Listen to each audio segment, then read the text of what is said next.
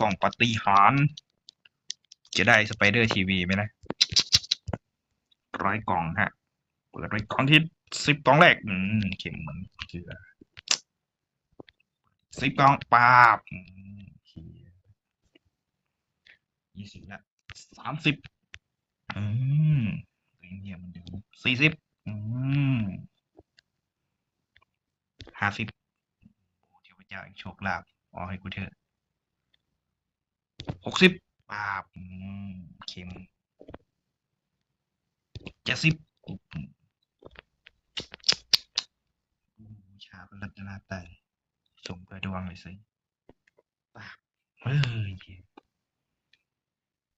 ปาบอีกกล่องหนึ่งนี่เขียนลืมแล้ว80มั้งเนี่ย80ไปเฮ้ยไม่ออกปาบดวงโอ้เสียแล้วไปซื้อแล้ว90เปี้ยงอนาคตกูรู้เลย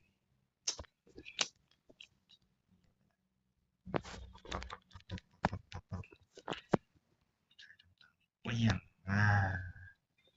ปาบออกทอง10 กล่องสุดท้ายปาบโอ้โหแท้